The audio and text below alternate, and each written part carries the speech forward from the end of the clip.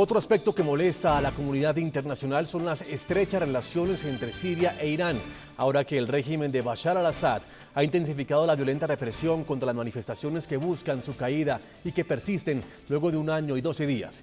Irán no solo está a favor de Siria en escenarios diplomáticos, Teherán también estaría suministrando a Damasco apoyo en el terreno de las protestas. Mientras que, según organismos de derechos humanos, el régimen sirio bombardea a sus ciudadanos en Homs, Bashar al-Assad consigue respaldo internacional en su mayor aliado, el régimen islámico de Irán. En las últimas horas, Irán felicitó a Rusia y a China, que rechazaron en el Consejo de Seguridad de la ONU la resolución que buscaba una condena más fuerte contra la represión a las manifestaciones, que ya completan 1 año y 12 días. La resolución contemplaba la cesión del poder de Bashar al-Assad a su vicepresidente.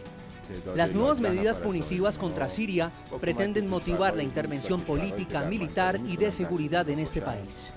Mientras los funcionarios de las sedes diplomáticas abandonan Damasco por la intensidad de los bombardeos, Irán estaría prestando apoyo militar en el terreno para hacer frente a los revolucionarios. El diario israelí Haaretz informó que el jefe de las fuerzas especiales de Irán, conocidas como los Quds, llegaron a Siria para reforzar la ofensiva. Los Quds son fuerzas de élite de la Guardia Revolucionaria de Irán y su especialidad son los métodos de guerra no convencionales. Pero la retórica diplomática no para el baño de sangre que ha provocado el conflicto. La última jornada dejó un saldo de 21 muertos en Homs, según el Observatorio Sirio de Derechos Humanos. Esta ciudad en el centro de Siria es donde está concentrada la lucha entre opositores y leales al régimen de Bashar al-Assad. En la tercera y última parte de la entrevista que en primicia le concedió al programa La Noche el vicecanciller israelí Dani Ayalon, el alto diplomático habló sobre la posición de su Estado frente a los hechos de violencia generalizada que enfrenta Siria hace más de 1 año. El vicecanciller denunció la fuerte influencia clandestina que ha ejercido el régimen de Mahmoud Ahmadinejad en la cruenta represión de las protestas. Señor vicecanciller, usted me ha hablado de un tema y me da pie para preguntarle sobre la situación en Siria, específicamente la posición de Israel frente a estas protestas que ya llevan más de 1 año y que prácticamente, pese a la violencia con la cual han sido combatidas o han sido reprimidas por parte del régimen de Bashar al-Assad, pues aún continúan las protestas, pero también Bashar al-Assad sigue en el poder, contrario a lo que pasó en otros lugares del Medio Oriente, donde estos dictadores prácticamente cayeron por la misma presión popular. ¿Cuál es la posición de Israel frente a lo que está sucediendo en Siria y que, como le repito, ya casi completa 1 año? La posición de Israel es muy clara. Como un país democrático, con ley, con respeto por los derechos humanos y las ambiciones de igualdad, nos gustaría ver al pueblo árabe tener los mismos derechos y los mismos privilegios. Nos gustaría ver un proceso no violento a través del cual todas las personas del Medio Oriente puedan construir su propio futuro de una manera que pueda ayudarles para optimizar su potencial y hacer lo que nosotros hacemos en Occidente. Creo que esto es muy importante para ellos. Cada país tiene que hacerlo de su propia manera. El único peligro que tenemos es que el Islam radical puede tomar el poder y dañar las revoluciones. Es obvio que todas las revoluciones del Medio Oriente, todos estos tumultos, son auténticos y espontáneos por la falta de derechos y la falta de dignidad, por estos regímenes autocráticos donde imponen la dictadura y un estado de policía sobre las personas. Las personas ya no quieren sufrir de esto y es por eso que fueron a las calles. Pero ahora que ya han quitado a varios de los dictadores, tenemos que asegurarnos de que el proceso democrático continúe y que los radicales no tomen la oportunidad para dañar las revoluciones. Tenemos un ejemplo en 1979 en Irán. En 1979 las personas de Irán se levantaron en contra de un dictador, el Shah, y lo sacaron del poder y tuvieron una democracia durante 4 semanas y después el Ayatollah Khomeini llegó y el resto es historia. llegó la revolución islámica. Así que el problema ahora, el peligro en este momento, es que con toda esta incertidumbre, la revolución islámica puede llegar de nuevo y no podemos permitirlo para que lleguen otras revoluciones como la de Teherán en el Medio Oriente. Así que esta es una principal preocupación. Cuando hablamos de Siria, es muy preocupante ver que la comunidad internacional no pudo actuar de manera conjunta para intervenir y detener los asesinatos de Bashar al-Assad. Desafortunadamente no soy optimista. Creo que sin una decisión por parte de la comunidad internacional para intervenir y sin detener a Irán mientras Irán continúa enviando armas y tácticas al régimen de Assad, me temo de que Assad puede quedarse ahí y matar a su pueblo durante mucho tiempo.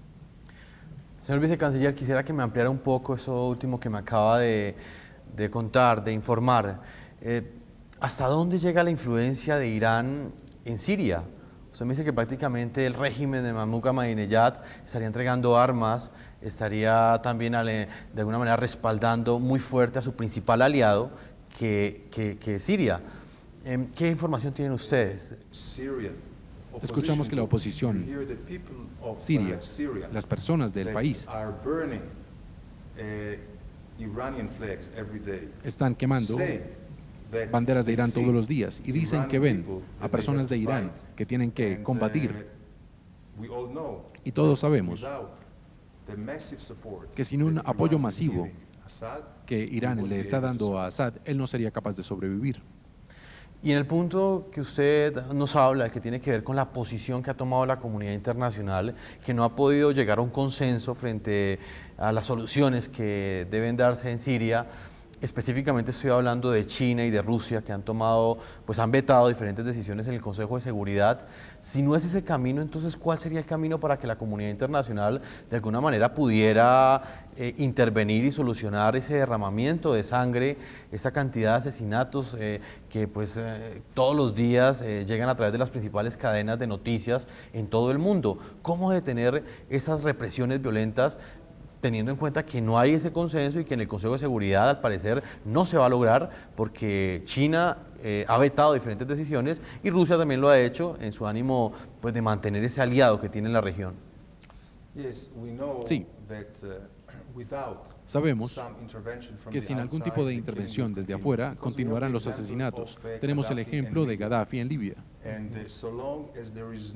Y hasta que no haya una voluntad de la comunidad internacional, por falta de consenso, me temo que no habrá manera sino mirar y observar cómo los hombres, los niños y las mujeres son asesinados todos los días por este régimen. Creo que es importante continuar con la presión sobre Siria, especialmente de la Liga Árabe y otros países en la comunidad internacional. Y creo que tenemos que poner presión sobre todos los países del Consejo de Seguridad para que lleguen a un consenso.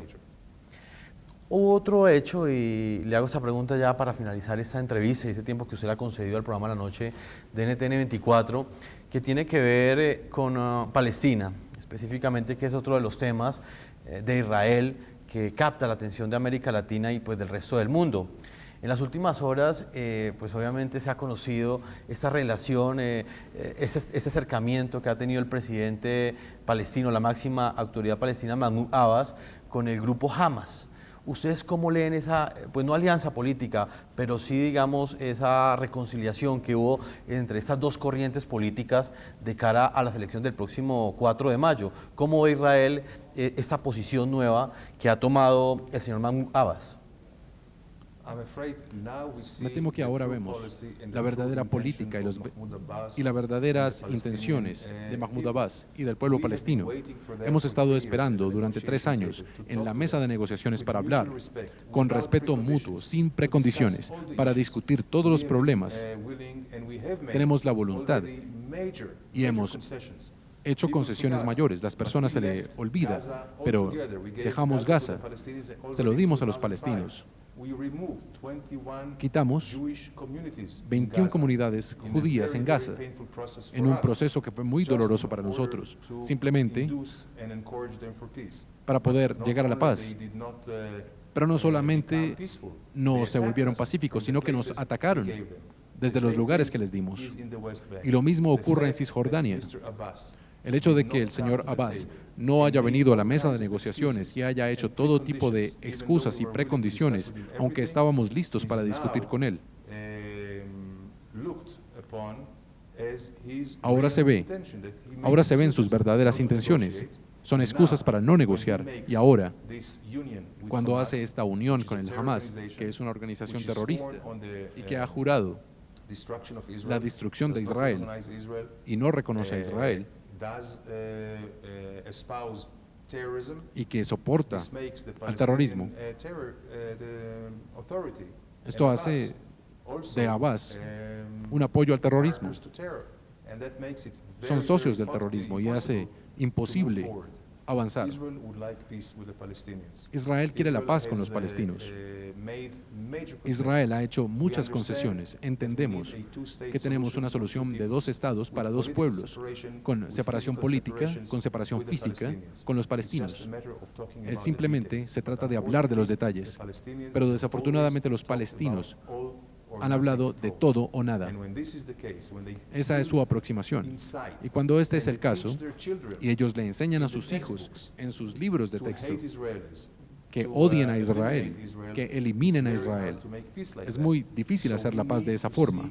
Así que tenemos que ver un cambio completo de la cultura, un cambio total de la mentalidad, un cambio total de las intenciones y de los objetivos de la autoridad palestina. Ahora, cuando hacen esta sociedad con el Hamas, esto hace que sea cada vez más difícil o cada vez más imposible avanzar. No es que estemos en contra de la unión o de la paz entre todos los palestinos, entre todos los partidos y las fracciones. Pero tenemos que ver que la unión está basada en la comunidad internacional. Tenemos que basarnos en esos estándares para reconocer a Israel, renunciar al terror y respetar los acuerdos que hemos firmado. Si este es el caso, pues bien, pero desafortunadamente jamás se rehúsa a aceptar estos principios. Y el señor Abbas, y el hecho de que el señor Abbas acepte al Hamas en el gobierno, lo hace un socio del terrorismo. Señor Dani Ayalon, viceministro de Relaciones Exteriores del Estado de Israel, le agradezco esta entrevista que usted le concede al programa La Noche NTN 24, en esta visita, en este paso que usted está haciendo por Sudamérica y por supuesto para hablar de los temas más importantes que en este momento captan la atención de América Latina y como lo hemos dialogado, el caso de Irán y por supuesto de Palestina. Muchas gracias por esta entrevista. Muchas gracias. Con esas palabras del vicecanciller israelí Dani Ayalon terminamos nuestro programa. A todos nuestros televidentes los invito a que envíen sus comentarios a www.ntn24.com. Escriban en Twitter @NTN24, a Segurizati NTN24. La noche seguirá encendiendo las luces para que usted vea el punto clave de la noticia. Buenas noches.